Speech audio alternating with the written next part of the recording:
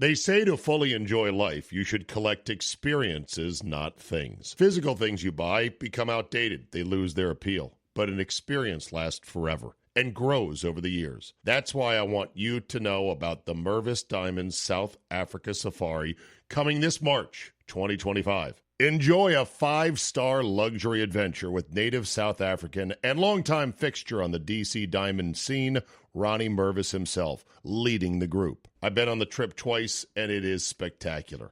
You'll fly to Cape Town, see the legendary Table Mountain, visit wine country and the spectacular coast. Then it's off to the Kapama Game Reserve to see the Big Five in their natural habitat: lion, elephant, Cape buffalo, leopard, and rhino. Finally, a tour of the Cullinan Diamond Mine in Johannesburg to see where the sparkly magic comes from.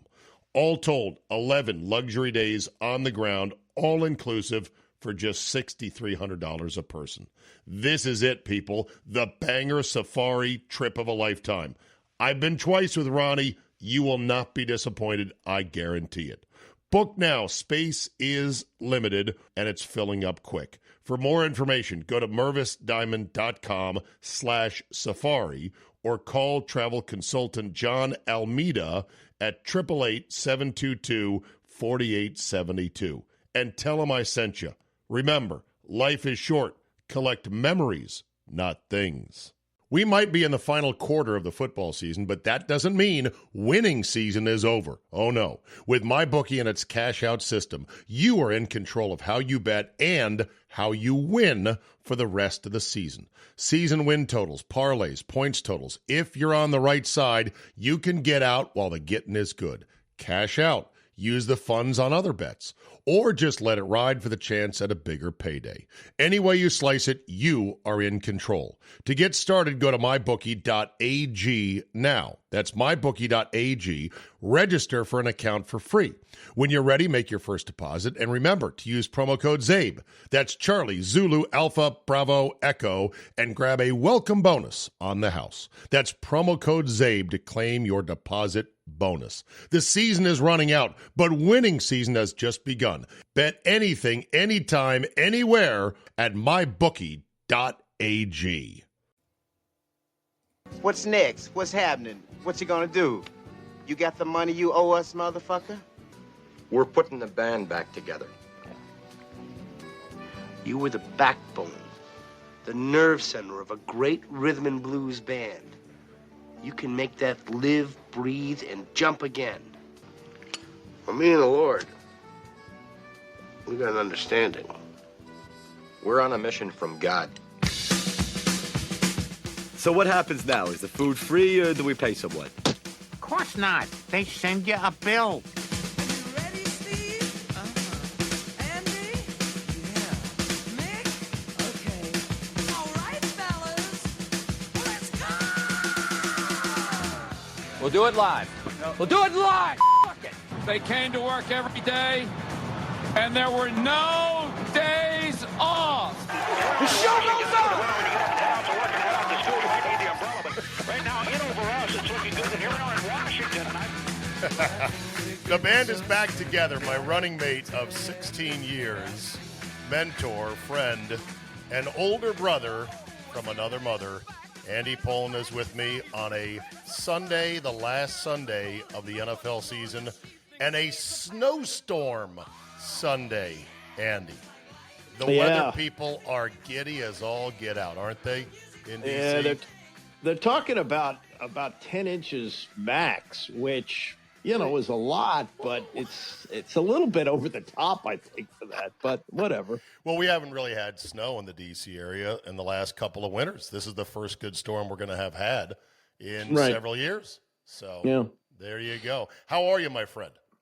I am fine, and you? I'm great. We record this on Sunday morning prior to the wham bam exciting finish to the NFL. Okay, I'm going to stop myself there. It probably won't be that exciting, but it's the end of the road. Week 18 now, and your team, the Commanders, my team, the Packers, are intertwined in a dance. A dance, Andy, for the magical 6th seed. Are you excited for that? Well, if I'm looking at this as a chance to win a playoff game, I like their chances better going to Los Angeles than I do going to Philadelphia. Right. Yeah. Everyone wants to avoid Philly, and they're in the first round. They're sitting Saquon today, and I've not had a chance to talk to you about this. And we're in an age where people are finding more and more records, Andy, because the databasing of stats and social media makes it so that people can say, well, this is a rookie record for tight ends with catches. But never mind the fact that there's more games now than there were 4 years ago and a lot more games than there were 40 years ago, right? Right. I mean, look, Eric Dickerson holds the record. It's over 2,000 yards. Do you know the number? I don't. So you're of the mindset, like many people are, that is, if you don't know the number, it's not that hallowed of a record. The only numbers that really have ever mattered in sports are for basketball, 100 for Wilt. And in baseball, well, it used to be 755 for Aaron, and now it's 762, but it's a dirty record for home runs. Right. And beyond that, I know that Emmitt Smith is the leading rusher of all time. Do I know how many yards he has? No, I don't. Right. I know Jerry Rice has the most catches. Do I know the exact number? No, I don't.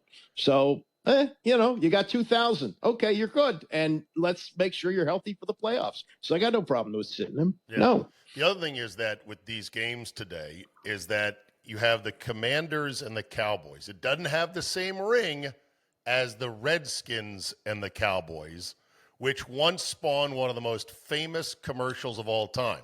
Remember that one with good old Tom Landry and the American Express ad? Yeah, Tom Landry popping out of a suitcase was really... Well, no, not that one. The one where Landry was in a saloon, and he said, the American Express card, it's good to get out of a tight spot when you are surrounded by Redskins.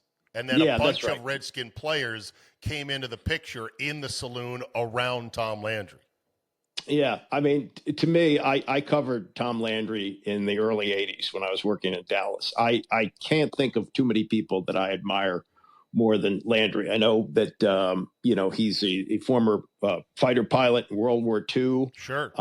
He was, he's one of the most disciplined people I could ever imagine. And I remember they used to have a luncheon every Tuesday at the headquarters, which were, by the way, located in the same building as the Playboy Club, which was kind of interesting given Landry's religious beliefs. Right. But he would be in the head of the buffet line, 11:30 every Tuesday. Didn't matter if they played a Monday night game and got back at 3 a.m. He would do a news conference with the writers. He would do a news conference with what they call electronic media, TV and radio. And if you wanted to ask him for a one-on-one, he'd give it to you. I mean, he was a wonderful guy and somebody that should be admired, really. I mean, just an American hero. Yes, the electronic media, including the Telegraph Times, technically electronic. Cowboys playing today against the Giants. And matter of fact, when I remember this, that there was one television station there, an independent, that was still using film canisters. Oh, my God. How did they get them developed? When were the highlights? Thursday of that week? I don't know how they got it done, but the news conference was, 11:30, 12. So somehow I guess they could get them done for the 6 o'clock news or 11 o'clock news. I don't know. Wow, that's something else. Well, he was definitely old school, very religious, set in his ways, humble, disciplined, total respect. I agree. But he was also a prude. He was the guy that objected to the Dallas Cowboy cheerleaders, calling them pornography. It was at that point that, who was it that had to show him what real pornography was to say, no, coach, this is pornography. And it was like, pornography, you know it when you see it. But, didn't Tex Schramm pull Landry aside and say, look, we're doing this thing with these cheerleaders. And if you think it's pornography, here's what it really is. And he showed Landry like Debbie Does Dallas or something. Okay, well, I know that he was overruled by Tex Schramm, so he may have been against it. I can't believe I knew an anecdote that you, Andy, had forgotten or never knew. Score one for me on that. I'll tell you what. Another thing that he changed in that same vein, there was a reporter for the San Antonio Express News. I knew her a little bit, Elaine Knoll, and she applied for a credential for a game, and she assumed that she was going to be able to go in the locker room. And they said, no, we're not going to have any women in the locker room. So the way they handled it was they had an interview room, and you had to wait for the players to come in bathrobes to talk to them. And boy, Wow. you see angry writers who are on deadline waiting for Tony Dorsett to show up in his good sweet time. That's so funny.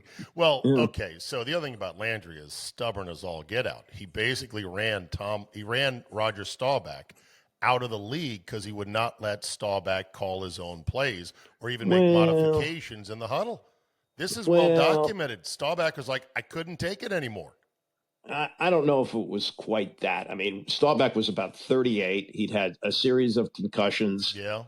He had things that he wanted to do with his life, and he became incredibly successful in business afterwards. I don't know how much he pushed him out of the league. I think that might be an exaggeration. Anyway, all that said, does Commanders Cowboys hit the same as Redskins Cowboys? Is it the same visceral hatred for you? No, that's a no. Count it as a no, everybody. But recognize this, that I have been through a quarter of a century of fan abuse. I'm a beaten down man, Andy says. Yeah. I'm coming out of the clink, and I'm readjusting to society. I've been like Red. I've been institutionalized a little bit, and I still have to go ask permission to go to the bathroom when I'm working at the grocery store. You know what I mean? You know what's funny is that my spy in Philly says the chatter on WIP is that most fans actually want the Packers instead of the Commanders. They've got they're terrified. And I said that makes sense because there is a feeling about Jayden Daniels. He's like the chicken in the courtyard. You can't catch him. When he decides to run, good luck. And that terrifies people. Right. If there's time on the clock, and especially now, this is another interesting step that he's taking into the playoffs. He's learned to protect himself over the course of the season. But in, do or die situation, you either win or your season ends. Is he going to be more risky? And if he's more risky, he's tough to catch. And not only that, he's gotten to a point where few running quarterbacks get to this early in their career, that he's looking to be a passer first. He's got eyes downfield while he's running, and sometimes he can make a pass on the run. I mean, he's remarkable. It's remarkable that he's this good this soon. Yeah. There's a lot of smoldering wreckage teams out there. The Packers will play one in the Bears. They had come off a 7-9 season in which they thought, or 7-10, I guess, whatever, 8-9, I think it was. 8-9 season, they thought we have the best landing spot ever for a 1/1 QB because it's not even our pick, it's Carolina's pick. And we've got all these assets in place. And it has turned out to be a complete disaster of a year. Much like the Browns landed with an utter thud and a crash and smoldering wreckage. 3 wins on a season that some thought they would contend for a Super Bowl. With a quarterback that had to restructure his deal. They still don't want Deshaun Watson, but at least he won't kill them quite as much. At least they feel good about their coach, I believe, in Cleveland. Dallas has a coach situation where they're not sure if they're going to stick around with McCarthy. I would doubt it if they would. And while their quarterback is out with an injury and will come back next year, a lot of people aren't real thrilled about Dak Prescott. It's easy how seasons that had big hopes can go straight into the shitter in this league. Oh, yeah. Yeah, and usually it's a quarterback injury. I mean, was it all of that with Dallas? I don't know. They weren't that great before Dak got hurt. Exactly. Yeah. They were poorly constructed. And they're not spending their money right either. So there's that. We'll see if the Bears today have anything for the Packers, who are, of course, trying to get some help from the Commanders to sneak up into the 6th seed. I don't think Tampa, I don't think L.A. will be easy outs. If somehow by a miracle Atlanta is one of the teams, that's the one you want to face in the first round. I don't think they're going to make it in. I think Tampa Stafford and Baker Mayfield are no joke. And so those are tough outs.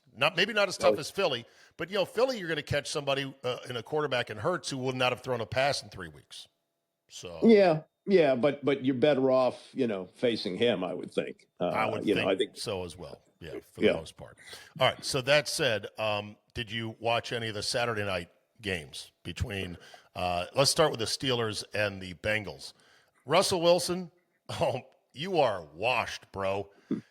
That was maybe the worst 2-minute drill to just get in position for a field goal I think I've ever seen.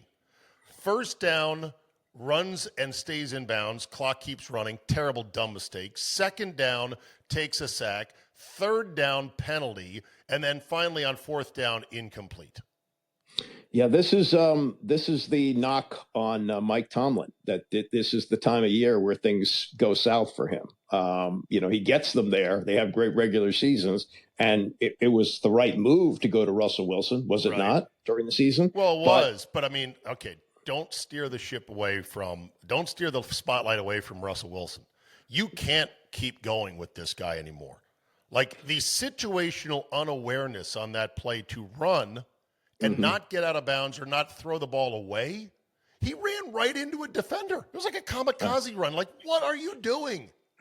Yeah, I mean, and they're at the point where they have to think about extending his contract, right? So maybe it's if I'm a Steeler fan, I'm like, in a million years, no. And then you got the George Pickens problem. Pickens fancies himself this badass, and he's a ball-dropping machine. He's a diva. He is a malcontent, and he's cannot be handled. Like, if I'm the Steelers, get out of that business, too, while you're at it. Yeah, I mean, that's another remarkable thing about the Commanders is that their best receiver is the opposite of a diva. I mean, there's no better person on that team than Terry McLaurin. Yeah, and they avoid that. McLaurin, with one more touchdown today, can set the franchise record for touchdowns receiving in a season, right? That would break the record of who? Arthur Monk? I think so, or Gary Clark. I didn't look that up.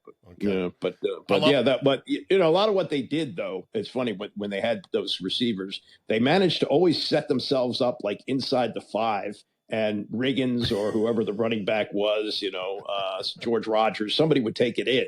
So some of those guys were robbed of touch. Now it's more important to get the receivers touchdown passes. So give them that. Speaking of receivers, the Bengals have a real pickle on their hands because they got this elite passer in Burrow who put up MVP caliber numbers this year, but he is not the MVP, in my opinion.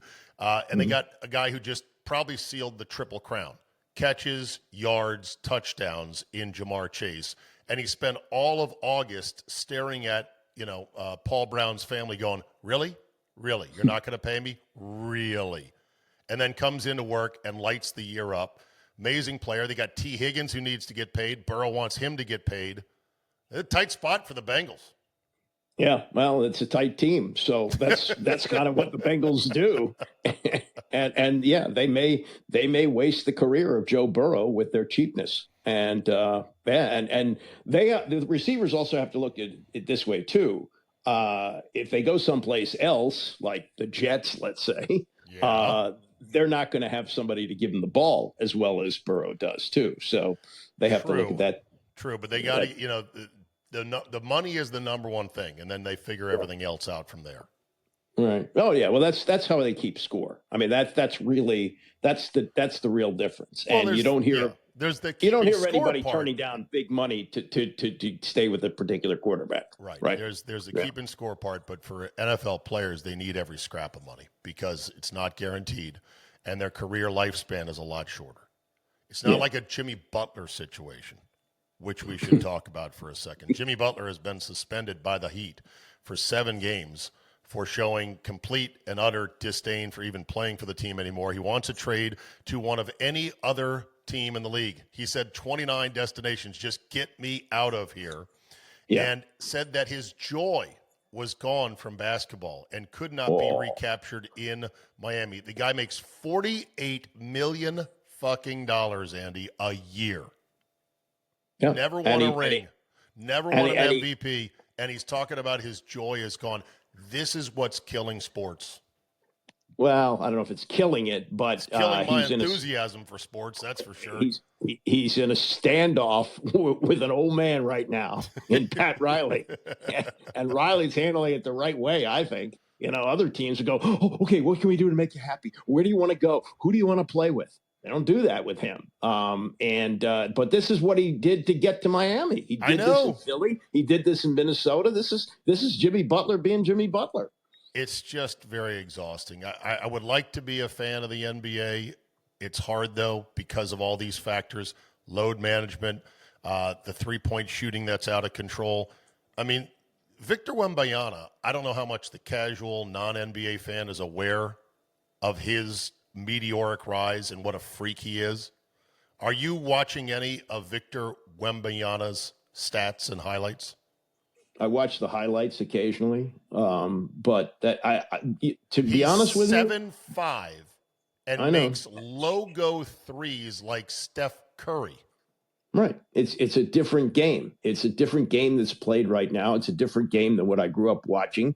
And there's a fundamental flaw to me in the way the game is played. Right. In that, when I grew up going to the YMCA and learning how to play, get your best shot, young man. Try and get as close to the basket. Try and get it to the big man. Right. Fundamentals, chest pass, bounce pass.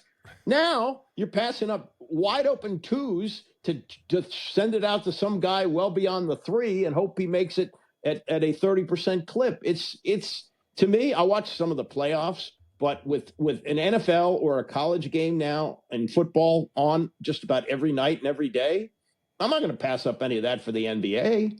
Yeah. I only got so many watching hours in me, I only have so many eyeball minutes available. Quote unquote, right. Andy Pollin. Load management. Yeah.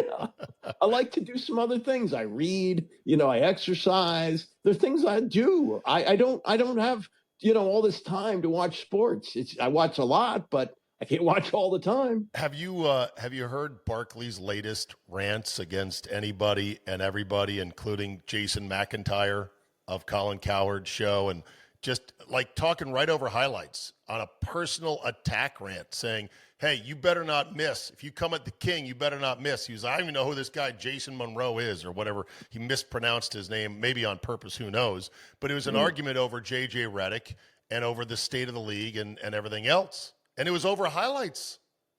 Yeah, well, he's the most powerful analyst in sports right now. I guess so. He talked about this. He goes on Dan Patrick quite a bit. And he talked about openly that, he's got to have the offer he wants. It's not signed, sealed, and delivered. He stays with TNT.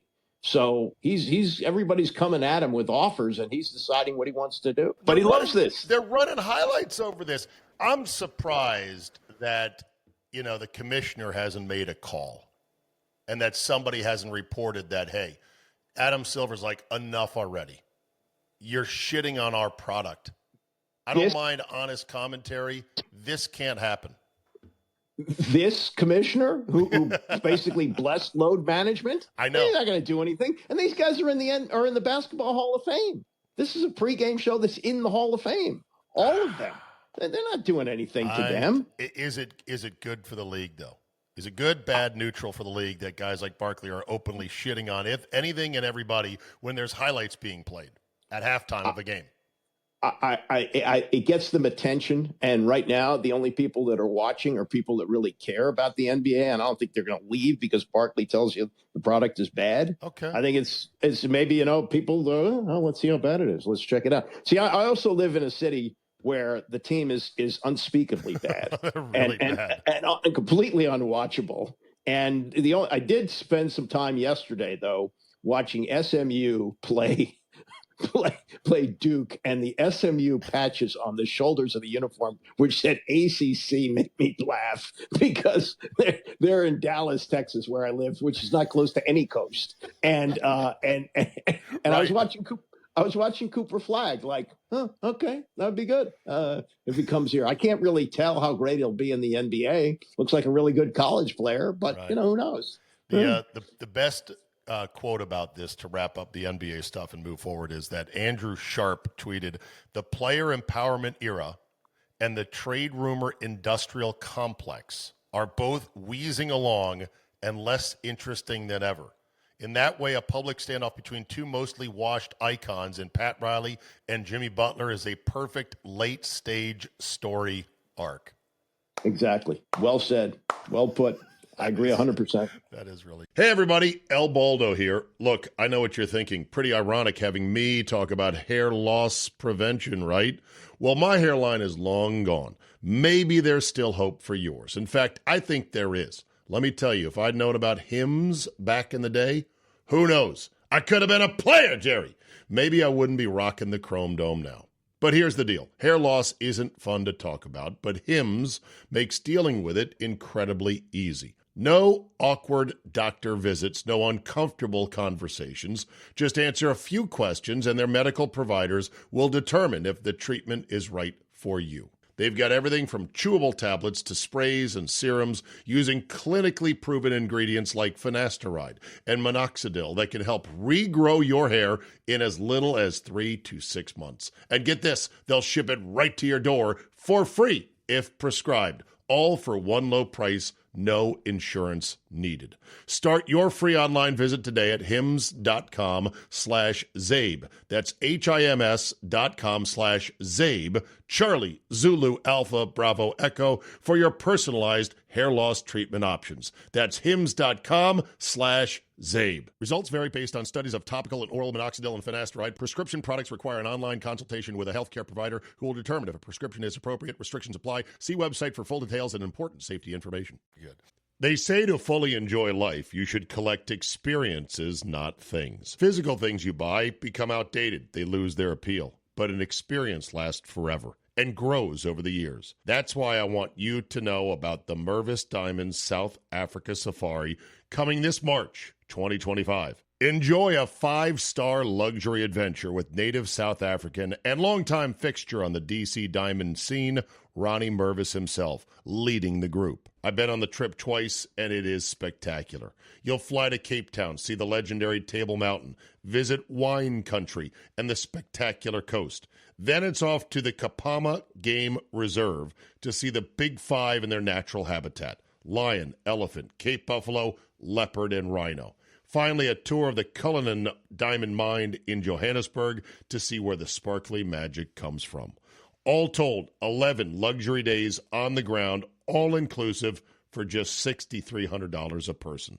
This is it, people. The banger safari trip of a lifetime.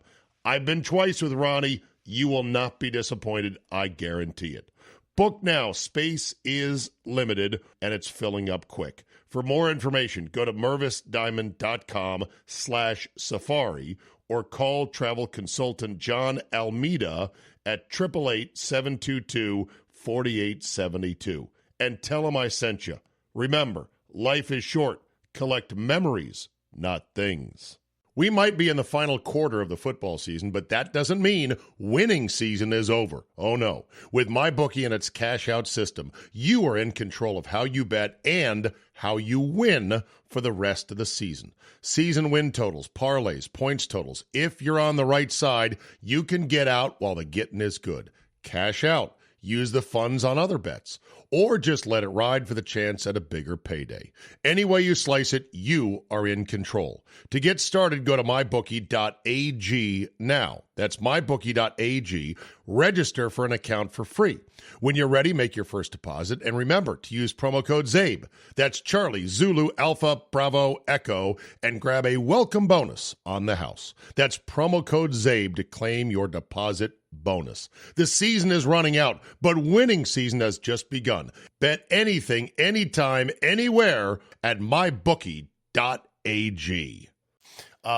MJ's record of 30-point games. Again, there's that air quote record thing coming up, Andy, because is it a record, most 30-point games? Is there a 40-point game record? Is there a 35-point game record? You see what I'm saying? But the most 30-point games in NBA history was formerly Michael Jordan. LeBron eclipsed it. However, it took him the equivalent of 5 full 82-game seasons to do so.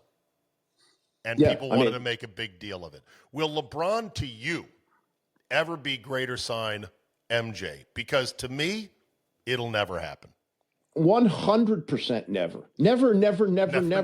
He could win 3 more championships, and he still won't be Michael Jordan, because I just go by the eye test. And and here's the thing.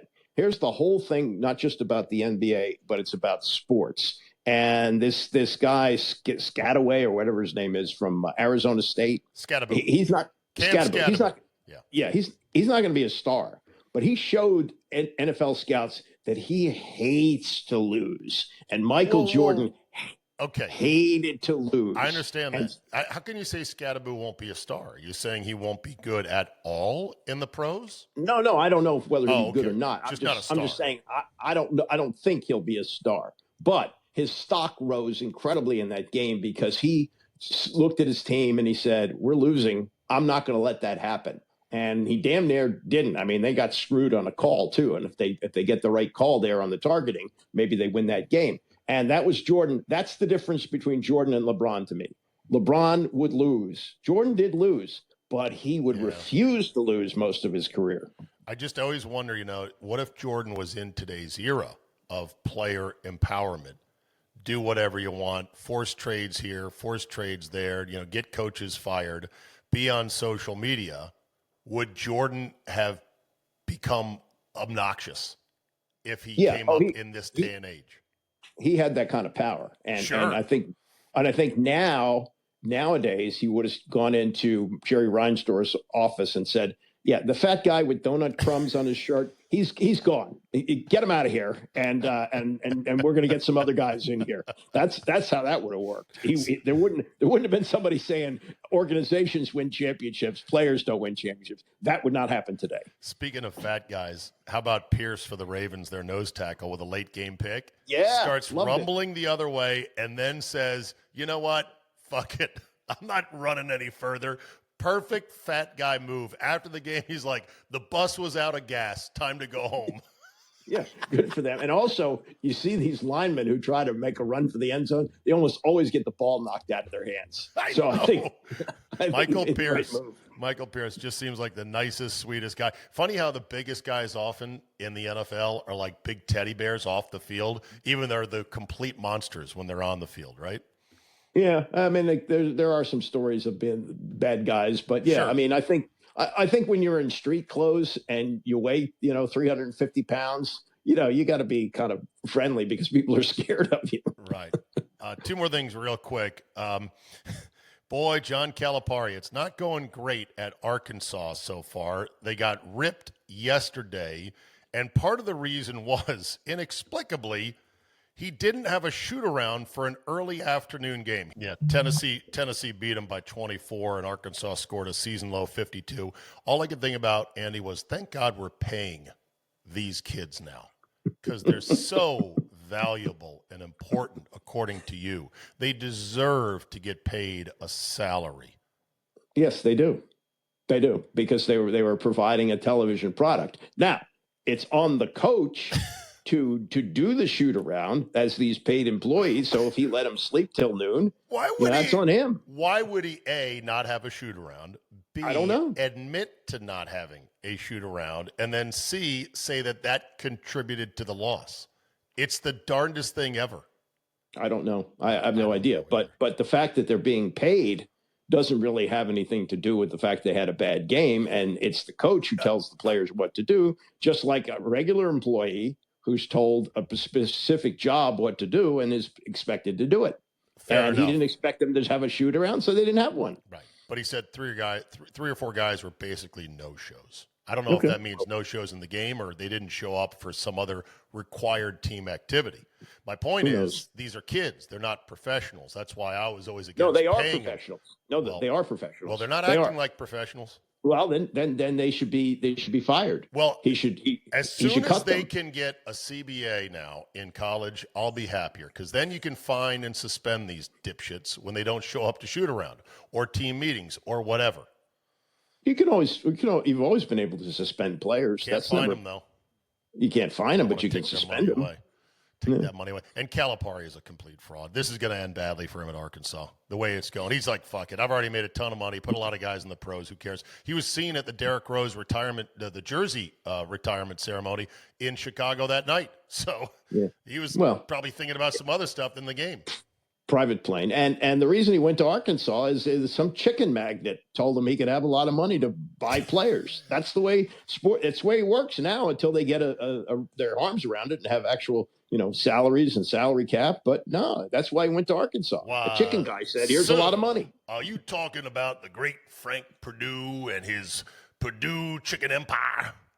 I think Frank Perdue's dead, but whatever chicken magnet it was, that's what got him to Arkansas. I don't blame him. Well, hold on. What chicken guy hired Calipari? I thought it was the original Frank Perdue. Oh, Tyson. Maybe it was. John Tyson. John Tyson, yeah. Tyson Foods. Tyson Foods. Yeah. That does provide chicken and a bunch of other stuff. Yeah. So, yeah. That's the way it works. And until there's a structure, that's how this system is going to go. I know. And so you're going to have blowouts. And if they miss the shoot around, so what? You know who started the shoot around, by the way? Do you know that story? No. Bill Sharman was the coach of the Lakers. And he decided he was going to do it. And he had to talk Wilt Chamberlain into doing it because Wilt said to him, look, I'm only showing up once a day at the arena. You pick which one. but ultimately was convinced to do it. And they went on a 33-game winning streak, which I think still stands. For Wilt, it took a long time to chase all the women out of his hotel suite. You know, there's like 4 or 5 of them every night, right? Okay. Let me ask you this about Wilt. And I love Wilt. If, in fact, he bedded 20,000 women. I thought it was 10. Whatever it was. Don't exaggerate, Andy. It was only 10. Okay. If it was 10 or 20 or whatever, he must have been sterile, right? Do we know of any cases or was very, very careful with a condom? Because do we know of any paternity suits? That's a great point. You're right. Also, it's 20,000 women. I just looked it up. Yeah. So that's a hell of a point. Well, maybe the women didn't have DNA tests back then. No. When did modern DNA tests come into vogue? Where if you delivered a child and nobody quite knew who it was in the promiscuous 70s or 60s, how did that work? Do we know? I don't know, but I would think that if you have a child who's like 14 years old and 6'7" and facially resembles Wilt, you might say, what do you do? Take your kid to court and go, Your Honor, look at him. It's clearly Wilt's I don't know kid. how it works. But wouldn't there be people that would at least claim? Yeah.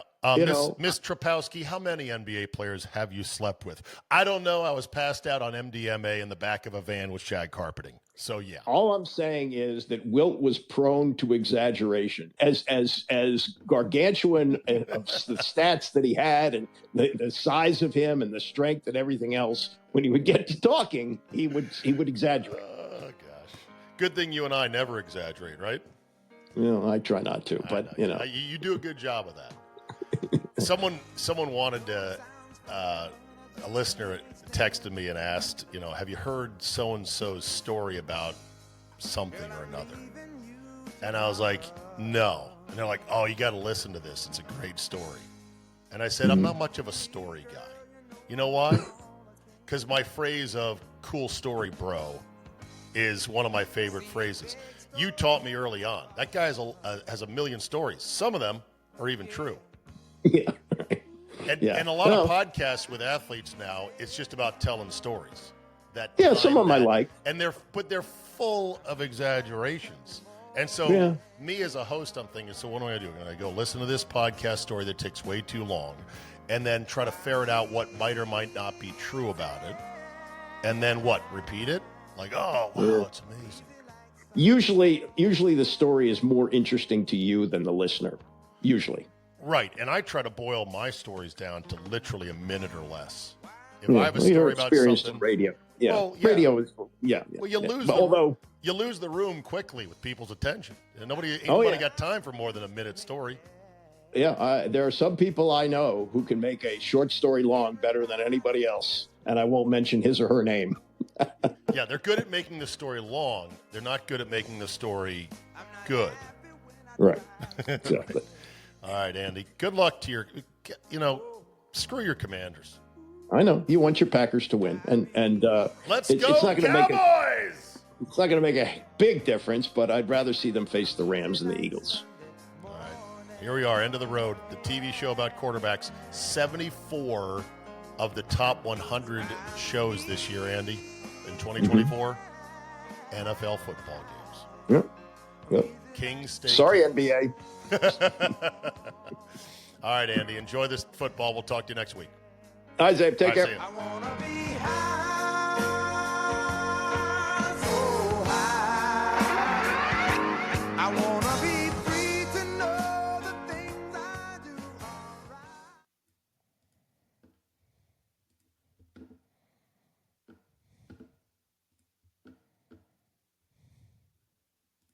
They say to fully enjoy life, you should collect experiences, not things. Physical things you buy become outdated. They lose their appeal. But an experience lasts forever and grows over the years. That's why I want you to know about the Mervis Diamonds South Africa Safari coming this March 2025. Enjoy a 5-star luxury adventure with native South African and longtime fixture on the DC Diamond scene, Ronnie Mervis himself, leading the group. I've been on the trip twice, and it is spectacular. You'll fly to Cape Town, see the legendary Table Mountain, visit wine country and the spectacular coast. Then it's off to the Kapama Game Reserve to see the Big Five in their natural habitat: lion, elephant, Cape buffalo, leopard, and rhino. Finally, a tour of the Cullinan Diamond Mine in Johannesburg to see where the sparkly magic comes from. All told, 11 luxury days on the ground, all-inclusive, for just $6,300 a person. This is it, people. The banger safari trip of a lifetime. I've been twice with Ronnie. You will not be disappointed. I guarantee it. Book now. Space is limited, and it's filling up quick. For more information, go to mervisdiamond.com/safari or call travel consultant John Almeida at 888-722-4872 and tell him I sent you. Remember, life is short. Collect memories, not things. We might be in the final quarter of the football season, but that doesn't mean winning season is over. Oh, no. With MyBookie and its cash-out system, you are in control of how you bet and how you win for the rest of the season. Season win totals, parlays, points totals. If you're on the right side, you can get out while the getting is good. Cash out. Use the funds on other bets, or just let it ride for the chance at a bigger payday. Any way you slice it, you are in control. To get started, go to mybookie.ag now. That's mybookie.ag. Register for an account for free. When you're ready, make your first deposit, and remember to use promo code ZABE. That's Charlie, Zulu, Alpha, Bravo, Echo, and grab a welcome bonus on the house. That's promo code ZABE to claim your deposit bonus. The season is running out, but winning season has just begun. Bet anything, anytime, anywhere at mybookie.ag.